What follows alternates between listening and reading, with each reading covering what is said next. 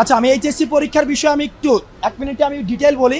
HSC পরীক্ষার্থীদের কিন্তু অনেক দিন আন্দোলন করছিল তারা, এবং তারা লাস্ট 3 দিন আমরা তাদেরকে টিএসসিতে ডেকেছিলাম এবং বৈষম্য বিরোধী ছাত্র আন্দোলনের প্রতিনিধি তাদের সাথে কথা বলেছিল যে তোমরা রাস্তা দখল করে কোনো ধরনের আন্দোলন করে আমাদের এই যে স্বাভাবিক যে পরিস্থিতির সৃষ্টি হচ্ছে সেটাকে বিঘ্নিত করার প্রয়োজন নেই, সেটি নিয়ে আমরা কথা বলবো।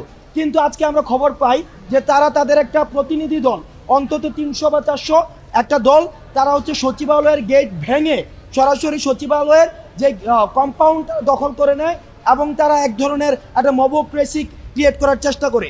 আমরা খবর পেয়ে সেখানে যাই এবং তাদের কাছ থেকে আমরা 3 জন বা 4 জন প্রতিনিধি নিয়ে আমরা সচিবের সাথে কথা বলতে যাই, কিন্তু দেখা যায় তাদের থেকে 3 জন বা 4 জন কোনো প্রতিনিধি তারা দিতে রাজি হননি।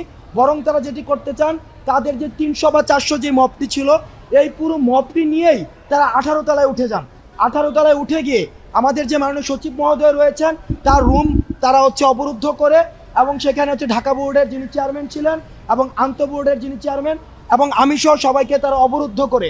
আমরা তাদেরকে বিভিন্নভাবে বোঝানোর চেষ্টা করি এইচএসসি পরীক্ষা একটা গুরুত্বপূর্ণ পরীক্ষা, এটি যদি পরীক্ষা ছাড়া তোমরা যদি উত্তীর্ণ হও তাহলে সারা জীবনের জন্য একটি স্টিগমা থেকে যাবে। এই স্টিগমা নিয়ে তোমার সারা জীবনের উচ্চশিক্ষার যে দাঁড়টি সেটিতে তোমাদের একটি সংকটের মধ্যে পড়তে হবে। কিন্তু তারা আমাদের কোনো কথাই শুনেনি, বরং সচিব মহোদয় থেকে শুরু করে আমাদের সবাইকে একটু অবরুদ্ধ করে এক ধরনের বিচ্ছিন্ন ব্যবস্থা, অর্থাৎ সেখানের যে ভাঙচুর বা বিভিন্ন বিষয় সেই দিকেও তারা চলে যায়। সেজন্য সচিব মহোদয়, মাননীয় যে শিক্ষামন্ত্রী, শিক্ষা উপদেষ্টা রয়েছে এবং সর্বশেষ আমাদের যে প্রধান উপদেষ্টা রয়েছে তাদের সাথে আলোচনা করে তারপরে সিদ্ধান্ত নিয়েছে যে এই পরীক্ষাটি হচ্ছে বাতিল করা হলো।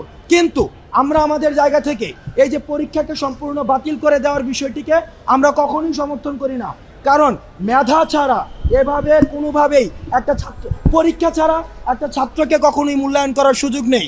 পরীক্ষাই হচ্ছে একটা ছাত্রের মেধা মূল্যায়নের একমাত্র মাধ্যম। এই যে পরীক্ষা ছাড়া মূল্যায়নের মধ্য দিয়ে যারা প্রকৃত মেধাবী, যারা সারা বছর ধরে পড়াশোনা করেছে তাদেরকে মূলত অনুৎসাহিত করা হলো।